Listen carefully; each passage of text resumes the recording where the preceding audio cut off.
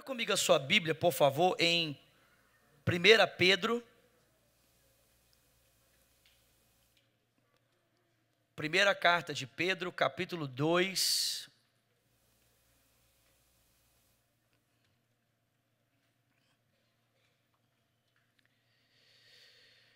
Verso de número 9. Primeira carta de Pedro, capítulo 2, versículo 9. Gente, eu quero falar com você hoje sobre reforma. Diga para quem está do seu lado, reforma. 1 de Pedro, capítulo 2, verso 9 diz: vocês são a raça escolhida. Deixa eu mudar a versão aqui para ficar igual ali. Para todo mundo ler na mesma versão. Desculpa. Vocês, porém, são a geração eleita, o sacerdócio real, a nação santa, o povo exclusivo de Deus, chamados para anunciar as grandezas daquele que os tirou das trevas para a sua maravilhosa luz. Antes vocês nem sequer eram povo, mas agora são povo e povo de Deus. Não haviam recebido misericórdia, mas agora a receberam. Amém? Quantos querem ouvir o Senhor aqui essa noite? Senhor, fala com a gente aqui através da sua palavra. Nós queremos ouvir a sua voz. Suplicamos que o teu Espírito nos ajude nesse tempo, que ele abra os nossos ouvidos, que ele abra o nosso coração, que ele incline o nosso coração na direção da tua voz, Pai. Ajuda-me nessa noite a compartilhar com simplicidade, clareza, unção, a tua palavra ao coração dos meus irmãos. Eu te peço isso em o nome de Jesus Cristo, e quem crê diga amém. Gente, esse mês eu sei que os Estados Unidos, né, nos seus 4 cantos é tomado pela celebração do Halloween, ok? Eu sei disso. Eu não sei se vocês sabiam, mas o Halloween é uma festa que teve origem dentro da igreja cristã. Vocês sabiam disso? Ninguém sabia disso? Pois bem, o Halloween, gente, surgiu na Holanda, sabe? Na Holanda não, na Irlanda. E os católicos, eles tinham uma ideia de que a região onde eles estavam, ela era de alguma forma influenciada por espíritos. Então eles separaram um dia em que eles saíam para a rua para fazer orações, para espantar os espíritos. Só que aí esse negócio começou a tomar uma outra proporção, e quando chegou aqui nos Estados Unidos, se tornou o que a gente conhece hoje como Halloween, uma festa que celebra, né, esse momento tão diferente, né? As pessoas, né, se vestem de formas assim tão diferentes. Mas, gente, preste atenção, além do Halloween, o mês de outubro nós lembramos de um evento muito importante para nós, principalmente nós cristãos, que é a Reforma Protestante. Dia 31 de outubro, nós nos lembramos que Martinho Lutero, ele foi à capela de Wittenberg, a capela onde ele era pastor, e isso é muito importante, né? Porque há uns 2 anos atrás, no Brasil, as pessoas, para comemorar os 500 anos da Reforma, saíram pregando as 95 teses na porta de igreja dos outros, né? Então o cara ia na porta da igreja de um pastor que ele não concordava com o que o pastor estava fazendo, e aí ele colava lá as teses da Reforma na porta da igreja. Mas, gente, preste atenção, Lutero, antes de qualquer coisa, ele não queria reformar o mundo à volta dele, mas antes de qualquer coisa ele queria reformar o seu próprio mundo. Eu poderia dizer para você que a Reforma Protestante, esse movimento que tomou conta da Europa e consequentemente do mundo inteiro e influenciou o mundo do qual eu e você fazemos parte hoje, ele surgiu de 2 insatisfações. A primeira insatisfação que deu início ao que a gente conhece hoje como Reforma era uma insatisfação na vida pessoal do próprio Lutero. Lutero vivia debaixo de uma culpa tão grande que a história conta que, apesar de ser um monge agostiniano, que conhecia as Escrituras e buscava viver aquilo que ele conhecia da palavra, a Bíblia diz que ainda assim Lutero vivia debaixo de uma culpa muito grande. E para tentar se livrar dessa culpa, às vezes ele até mesmo cortava o seu corpo, batia no seu corpo, para que de alguma forma aquelas feridas que ele causava ao seu corpo pudessem livrá-lo do pecado, pudessem livrar daquela culpa, do pecado que o assolava constantemente. Uma das razões por que a reforma começou foi exatamente essa. Lutero não aguentava mais lutar com aquela culpa, não aguentava mais tentar de alguma forma se martirizar pelo seu peso, pela sua culpa. E a Bíblia diz que um dia, insatisfeito, lutando, brigando, muito parecido inclusive com Agostinho, né, que também lutava com o mesmo peso, a mesma culpa, até que um dia ele disse para Deus: Deus, eu não aguento mais.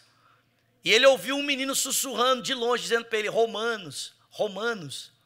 E aí Agostinho pegou a Bíblia e foi ler Romanos, e ali descobriu o que transformou a vida dele. A mesma coisa aconteceu com Lutero. Lutero se deparou com 2 livros da Bíblia que transformaram profundamente a sua história. O primeiro, o livro de Romanos. O segundo, o livro de Gálatas. Lutero começou a perceber que a aceitação de Deus a respeito de uma pessoa não tinha nada a ver com os seus méritos, não tinha nada a ver com a sua força.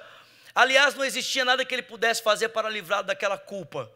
Na verdade, tudo aquilo que ele precisava já havia sido feito por Jesus na cruz do Calvário. E porque Lutero começou a acreditar nessa palavra, porque Lutero começou a acreditar na Escritura, a Bíblia diz que ele começou a experimentar um refrigério tão grande na sua alma, como ele não experimentava há muito tempo. Começou a experimentar paz, começou a experimentar alegria, começou a experimentar leveza, um desejo tão grande de agora não mais voltar para o lugar de oração para tentar se livrar do peso da culpa, mas para conhecer aquele Deus que ele havia conhecido nas Sagradas Escrituras, que o havia perdoado gratuitamente por Jesus Cristo. Gente, talvez a nossa experiência de oração seja muito semelhante à que Lutero tinha antes do seu encontro com a Bíblia.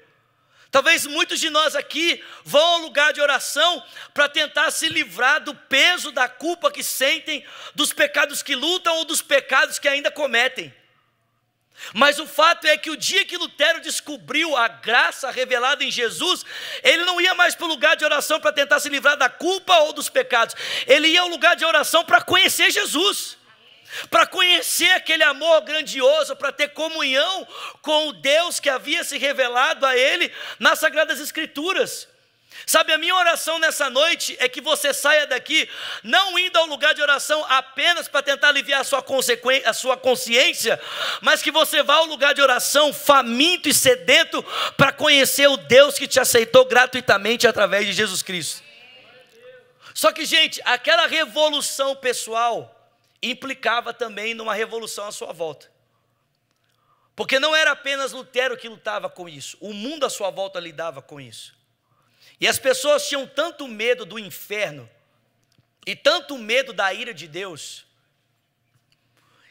e elas eram tão conscientes de que elas não conseguiam obedecer a Deus à altura daquilo que era posto pela igreja para que elas fossem libertas dos seus pecados, para que elas pudessem ser salvas, que elas começaram a procurar, as pessoas que lideravam a igreja nessa época, começaram a procurar os líderes religiosos para dizer para eles: olha, se vocês não fizerem nada por nós, nós vamos para o inferno, porque nós não damos conta de obedecer aquilo que vocês dizem para nós.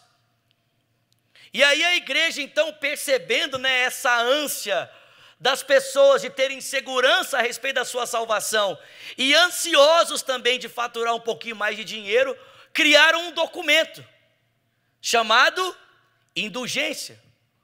Então a igreja começou a dizer para as pessoas: olha, vocês querem se livrar desse medo do inferno?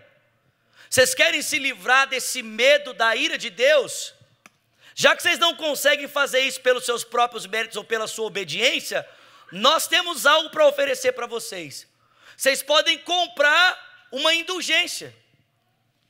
E quanto maior o valor que vocês pagarem por essa indulgência, maior vai ser a segurança que vocês vão ter a respeito da sua salvação. Sabe esse negócio de lasquinha da cruz de Jesus, o pedaço do berço de Jesus, né? O lugar por onde Maria encostou a mão dela? As pessoas gostavam disso porque elas acreditavam que aquilo que elas não podiam adquirir porque não conseguiam obedecer, elas podiam obter comprando. Só que, gente, preste atenção, isso foi gerando um sistema de escravidão, foi gerando um sistema de manipulação, de compra e um sistema de corrupção. Eu acho que hoje, para nós, seria inadmissível a gente pensar, né? Exemplo, pega uma pessoa, um alemão assim, seria inadmissível a gente pensar que de repente um alemão já teve na vida dele o famoso jeitinho brasileiro, sim ou não? Mas você consegue acreditar que um dia o alemão, na sua forma de resolver as coisas, por causa desse sistema, já se assemelhou a um brasileiro na tentativa de manipular situações? Conta uma história da época da Reforma Protestante, que um alemão muito ansioso para ter, né, a sua salvação e a segurança da sua salvação, chegou para um dos padres e falou assim para ele: padre, eu preciso ter certeza da minha salvação. Aí o padre falou para ele: compra uma indulgência. Aí ele falou assim para o padre: não, você não está entendendo, eu quero ter certeza de que meus pecados de ontem, de hoje e até os que eu vou cometer amanhã, todos eles estão perdoados. Não importa o que eu fizer, eu vou para o céu. Aí o padre falou para ele: não, isso é possível, só que essa indulgência é um pouquinho mais cara, né? Porque envolve os pecados de agora, os de antes e os do futuro, né? E aí a história conta que esse homem, dono de muitas riquezas, pegou toda a sua riqueza, colocou numa carroça e entregou nas mãos do padre por causa dessa indulgência. O padre pegou, escreveu a indulgência, entregou na mão dessa pessoa, e quando ele estava indo embora da cidade, né, com aquele monte de dinheiro, feliz pela grande negociação que ele havia feito, quando ele chegou na porta da cidade, ele foi abordado por um grupo de assaltantes. Quem que você acha que estava assaltando ele? O mesmo cara que tinha comprado a indulgência. O cara chegou para o padre e falou assim: padre, agora o senhor vai descobrir por que eu comprei a indulgência para os pecados passado, presente e futuro. Porque agora eu vou roubar o senhor, reaver tudo que é meu, e ainda assim eu vou para o céu. Mas esse era o padrão de comportamento das pessoas. E Lutero começou a perceber, irmãos, preste atenção, Lutero começou a perceber essa realidade do mundo à volta dele. Ele começou a perceber que aquela mesma verdade que ele havia descoberto e havia transformado a vida dele, não tinha poder apenas para mudar a sua vida pessoal, mas tinha poder para mudar o mundo à sua volta. E foi a partir dessa mensagem, dessa proclamação, que a Europa do tempo de Lutero experimentou de um avivamento. Cadeias foram rompidas, as pessoas romperam com essas tradições mentirosas e começaram a conhecer a Bíblia, começaram a conhecer o Deus retratado nas Sagradas Escrituras, e por isso, irmãos, a Europa viveu um tempo de avivamento. Você pode dar glória a Deus por isso? Nós estamos aqui hoje, gente, reunidos nesse auditório, como cristãos protestantes, exatamente por causa dessa insatisfação na vida de Lutero. Se esse homem não tivesse, de forma insatisfeita, pessoalmente e socialmente, buscado nas Escrituras encontrar resposta para os seus dilemas, nós estaríamos talvez ainda presos nessas amarras e tradições, e servindo a Deus por um parâmetro que Ele nunca intencionou para nenhum de nós. Mas um homem insatisfeito e indignado, debaixo do peso do pecado, diante da Escritura, revolucionou a sua vida. E não apenas revolucionou a sua vida, irmãos, mas ele revolucionou o mundo à sua volta. Sabe, eu não sei quais são os seus dilemas, não sei quais são as suas lutas, não sei contra o que você luta, quais são as suas culpas, as culpas que você carrega. Mas eu digo para você nessa noite que eu e você podemos encontrar na palavra de Deus a resposta que precisamos, e a partir, irmãos, dessa resposta, não apenas revolucionarmos a nossa vida, mas sermos uma resposta de transformação para o mundo em que nós estamos vivendo. Se nós nos voltarmos para a palavra e nessa palavra buscarmos encontrar resposta para os dilemas que nós temos, certamente, irmãos, a resposta que nós encontramos para o nosso próprio caos pode responder à pergunta de muita gente que lida com o caos aí fora. E eu gostaria de destacar para você, pelo menos 3 respostas que eu vejo no texto que nós lemos, que Deus precisa nos revolucionar a respeito delas, para que a gente possa revolucionar o mundo que está lá fora. Se existe uma doutrina, se existe um ensinamento que os reformadores fizeram questão de enfatizar, para que a igreja vivesse, e ao viver esse ensinamento, ela pudesse ser resposta para o seu tempo, para as pessoas do seu tempo, é o que a gente conhece hoje como sacerdócio universal de todos os crentes. Diga para a pessoa do seu lado: sacerdócio universal de todos os crentes. O que isso significa? Simplificando aqui, preste atenção. Isso significa que a experiência de ser igreja não está restrita à pessoa que está no púlpito trazendo a palavra. Isso significa que a experiência de nós sermos igreja não está restrita às pessoas que tocam o instrumento na hora do culto. Isso significa que a experiência de nós sermos igreja não se limita às pessoas que servem na diaconia na hora do culto. Isso significa que a experiência de sermos igreja é uma realidade que diz respeito a cada um de nós. Quantos podem dar glória a Deus por isso? Preste atenção, querido, cada um de nós aqui tem a experiência de viver e lutar para que de fato a gente seja igreja. E se eu pudesse definir para você com um texto das Sagradas Escrituras o que significa ser igreja, eu usaria para você o texto de 1 Coríntios capítulo 2, verso 12. Preste atenção, Paulo diz que quando ele chegou em Troade, escute isso, quando Paulo chegou em Troade, o texto diz que Paulo não encontrou ali o seu amigo Tito, apesar de ter aberto para ele uma grande porta no Senhor. Paulo diz: e porque eu não encontrei em Troade o meu amigo Tito, apesar de uma grande porta em Deus ter sido aberta para mim, Paulo diz: eu abandonei tudo, abandonei a porta, abandonei a oportunidade e eu fui atrás de Tito. Eu acho que esse texto resume para nós o que significa essa igreja. O que significa essa experiência de todos nós lutarmos para ser o povo chamado povo de Jesus. Olha o que Paulo diz: quando eu cheguei na cidade e eu não vi Tito, eu deixei tudo. Eu deixei a porta gigantesca que se havia aberto para mim, e eu fui atrás de Tito. Gente, sabe o que é ser igreja? Ser igreja é estar num lugar que você é tão importante, que não importa a porta que se abra, as pessoas à sua volta consideram a sua presença tão importante que elas são capazes de abandonar qualquer coisa para ir atrás de você. Isso é ser igreja. Ser igreja é uma comunhão profunda de pessoas. Uma comunhão tão profunda, tão íntima por causa de Cristo, que a gente percebe a necessidade um do outro, a gente percebe a importância um do outro, a gente percebe quando o outro está e percebe quando o outro não está. E o outro é tão importante que não importa o tamanho da porta que tenha se aberto para mim, se eu não percebo o outro, essa porta deixa de ser importante, porque o outro é muito mais importante para mim do que a porta que se abriu, ainda que essa porta tenha sido aberta pelo próprio Deus. Agora, sabe qual que é o problema? É que a gente pensa que essa experiência de fazer com que todo mundo se sinta singular é responsabilidade só do pastor.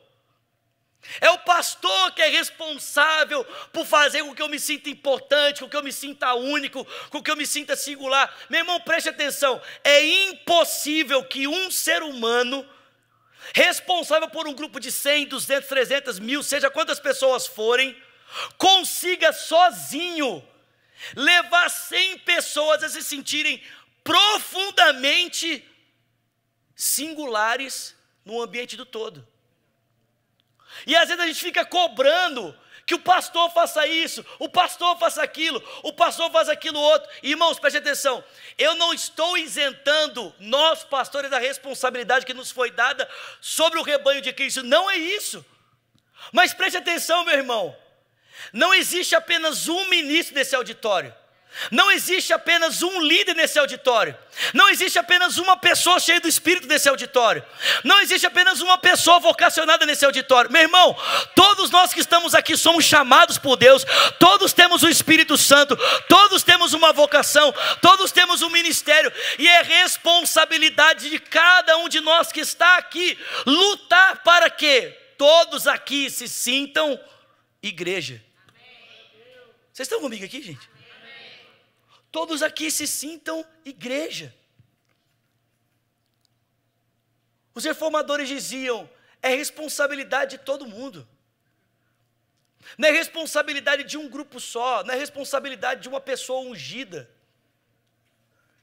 É responsabilidade de todos nós. Gente, ninguém aqui, presta atenção, ninguém aqui quer fazer parte de um ajuntamento de pessoas que você não é notado, que você não é percebido. Ninguém quer fazer parte de uma igreja que você não se sente importante no meio dela. Nós queremos ter esse senso de importância.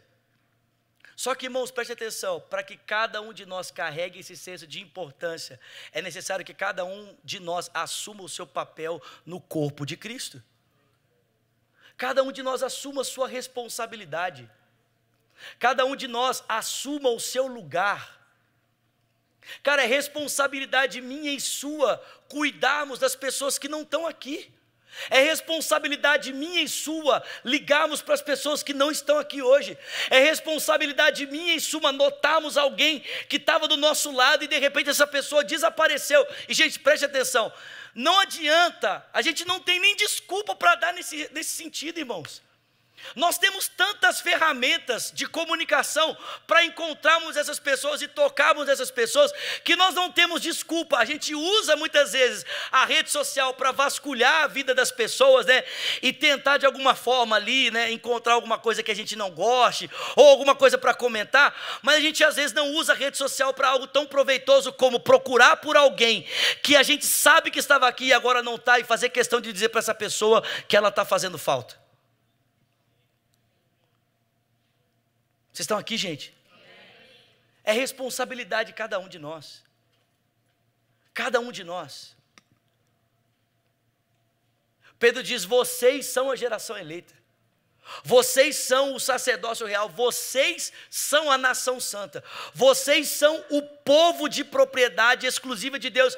É responsabilidade de cada um de nós. Cada um de nós. Só que, irmãos, preste atenção. Não é apenas responsabilidade de cada um de nós, não apenas cada um de nós foi chamado para ser um ministro, amém? Não apenas cada um de nós foi chamado para desempenhar o seu ministério, o seu sacerdócio, preste atenção. Mas, gente, nós fomos chamados para sermos ministros em qualquer lugar. Nós não fomos chamados apenas para sermos ministros no ambiente da comunidade. Nós fomos chamados para sermos ministros, não importa o lugar aonde a gente está. Você entende isso? Você é um ministro, querido, não importa onde você esteja, ou você é um ministro, não importa o que você faça. Tem gente que pensa assim, para eu ser o ministro eu preciso pregar, para eu ser o ministro eu preciso cantar, para eu ser o ministro eu preciso tocar bateria. Não, meu irmão, para você ser o ministro você só precisa às vezes consertar o chão. Para ser um ministro, você só precisa pintar uma parede. Para ser um ministro, você só precisa, às vezes, ser um advogado, ser um professor, ser um músico. Escuta aqui, gente. Nós podemos cumprir o ministério, a vocação que nós recebemos de Deus, não importa o lugar onde estamos. O que a palavra vocação significa? Vocação significa, presta atenção, vocação significa a forma como Deus quer se expressar através de mim para o mundo em que eu vivo. Cara, você pode cumprir o seu chamado lavando o carro. Você pode cumprir o seu chamado limpando casa. Meu irmão, o seu chamado não está vinculado a apenas aquilo que acontece nessas quatro paredes. O seu chamado, Deus se revela para o mundo em que eu e você vivemos com aquilo que Ele colocou nas nossas mãos. Sabe o que eu acho interessante?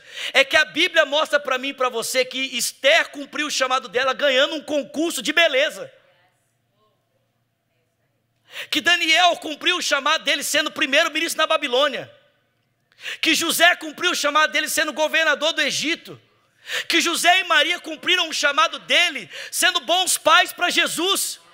Mas a gente acha que para a gente cumprir o nosso chamado, eu tenho que ir para um seminário, eu tenho que tocar bateria, eu tenho que pregar. Não, meu irmão, preste atenção, para você cumprir o seu chamado, você só precisa entender que aquilo que você faz, não importa onde você esteja, é para a glória de Deus. É para a glória de Deus. Alguém pode dar uma glória a Deus por isso aqui? Cara, não importa o lugar. Tudo que eu faço deve resultar nesse propósito. Gente, preste atenção. E eu acho que isso aqui é óbvio, amém? Sim ou não? Preste atenção. Gente, nem todos nós vamos pregar aqui um dia. Nem todos nós vamos cantar aqui um dia. Não tem como fazer isso. Mas, irmãos, isso não significa que nós não podemos exercer o nosso ministério. Isso não significa que nós não podemos cumprir o nosso propósito. Cara, você já parou para pensar que Deus levou um general da Síria chamado Naamã a se prostrar e a se render diante dele, porque na casa dele havia uma moça que prestava serviços para ele no seu ambiente particular, lavando a sua casa, limpando a sua casa, que conhecia Deus e entendeu que não importa onde ela estivesse, ela estava ali para cumprir um propósito. Cara, cumpra a sua vocação. Cumpra a sua vocação na sua sala de aula. Cumpra a sua vocação no seu ambiente de trabalho. Entenda, meu irmão, que Deus se manifesta através de você com o trabalho que você desempenha. Eu acho que isso aqui desperta uma pergunta muito importante para cada um de nós. Será que o trabalho que eu desempenho, aonde eu trabalho, revela quem Deus é? Será que as pessoas poderiam olhar para o meu trabalho e glorificarem a Deus pelo trabalho que eu desempenho? Gente, escute isso aqui, escute isso. Os reformadores entendiam que não importa se um sapato ou se uma limpeza, o que eu fizer tem que ser o melhor. Por quê?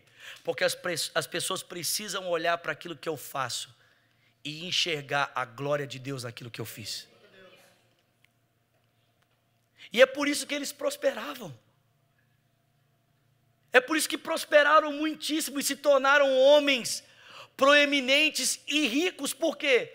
Porque buscando glorificar a Deus e entendendo que o caráter de Deus precisava ser visto naquilo que eles faziam, os tornava os melhores em tudo.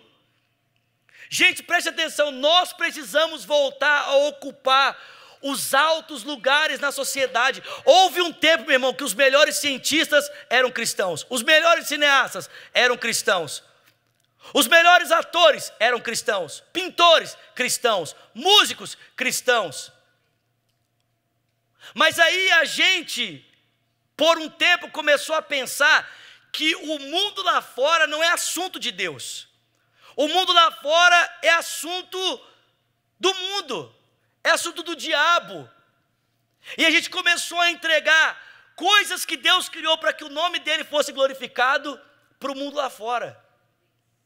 A gente começou a compartimentalizar a nossa vida espiritual. O assunto Deus a gente fala aqui da porta para dentro, mas da porta para fora a gente fala uma outra linguagem. Não, meu irmão, preste atenção. Se você é um ministro, você é um ministro onde quer que você esteja. E tudo que você faz deve refletir a glória do Deus que você serve. Amém, queridos?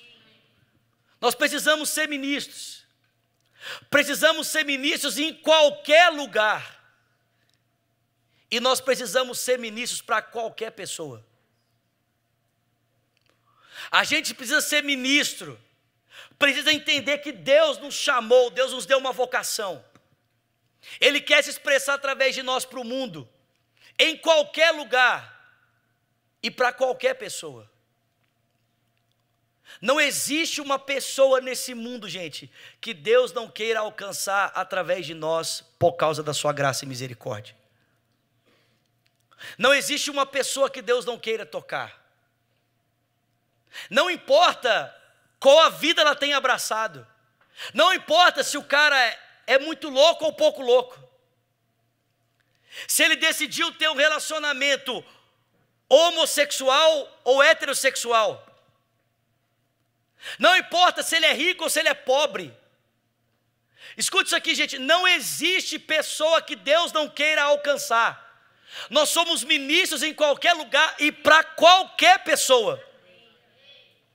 Não existe um grupo seleto.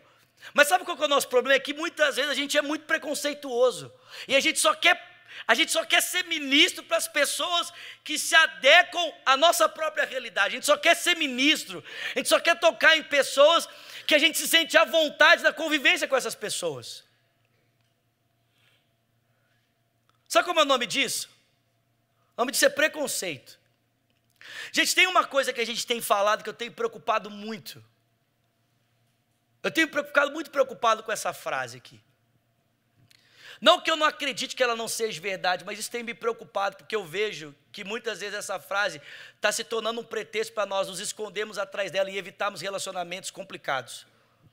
Evitarmos relacionamentos que a gente sabe que vai nos custar, e aí a gente usa essa frase para tentar esconder isso. A gente tem que falar assim, não, você tem que tomar cuidado com quem você anda. Porque você vai acabar sendo a soma das 3 pessoas com quem você mais convive. E não é que isso seja errado, não.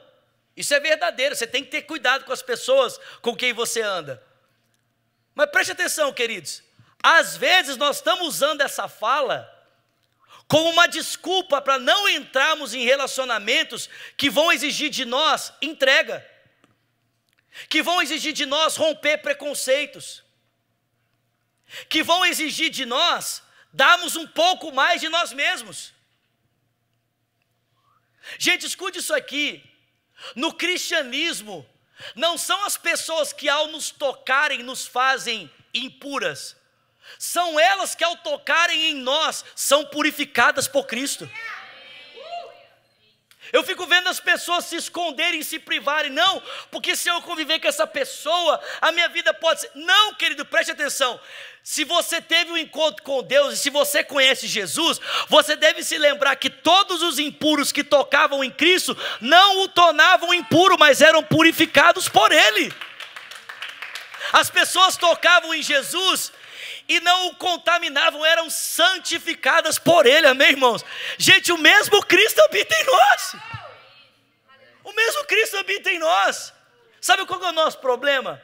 Nosso problema é que nós estamos cheios de um monte de preconceito. E nós ficamos justificando os nossos preconceitos com frases como essa: cuidado, você é a soma das 3 pessoas com quem você anda perto.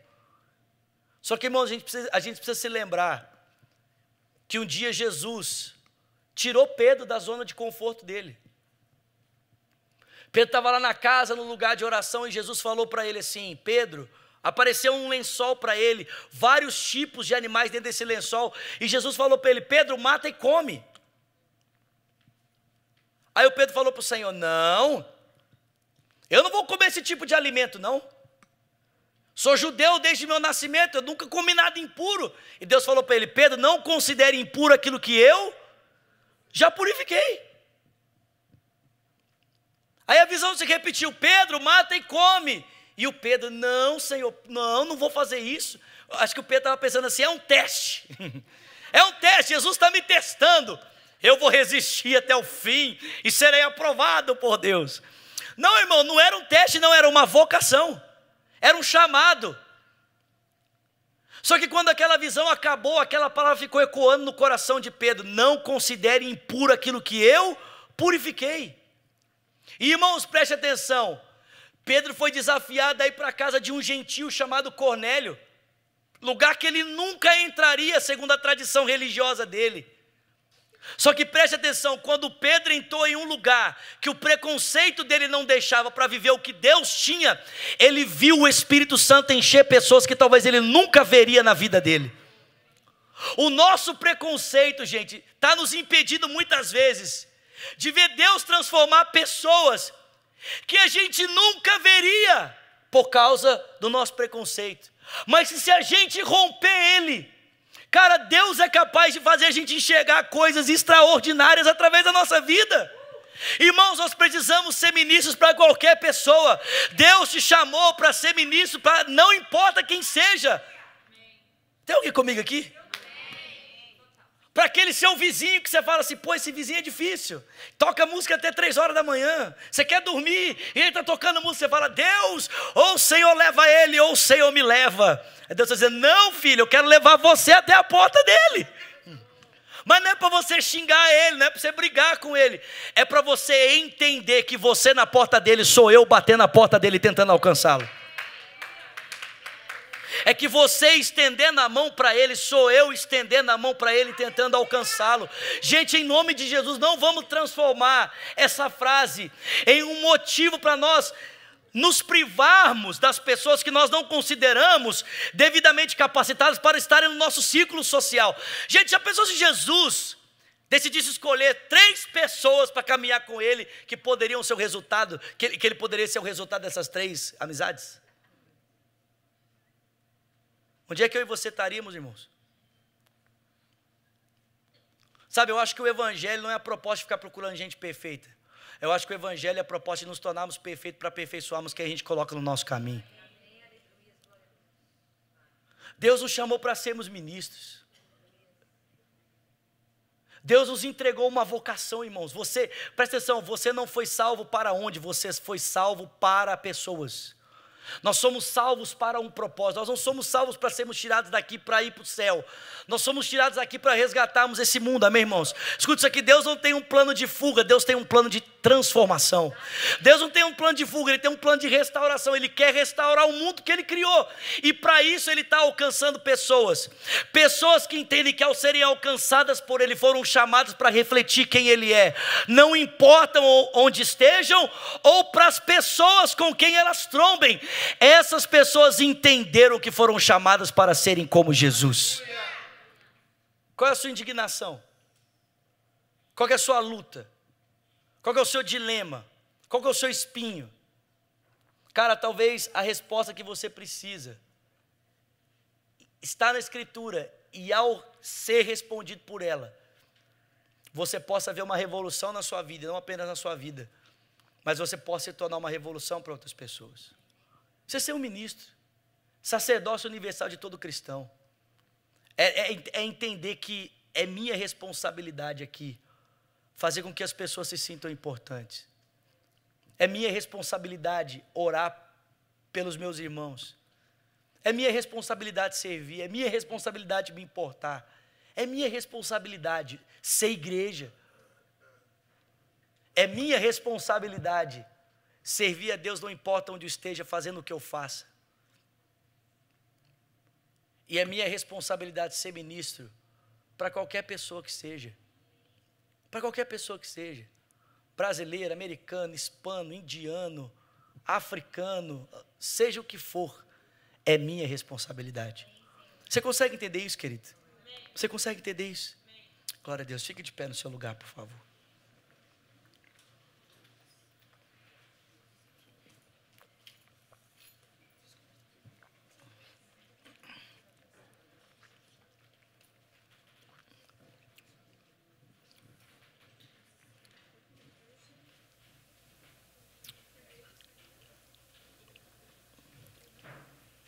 Sabe, eu queria que nessa noite, nós que já frequentamos o hype aqui, você que já está aqui, cara, de repente, você tem amigos seus que vinham com você,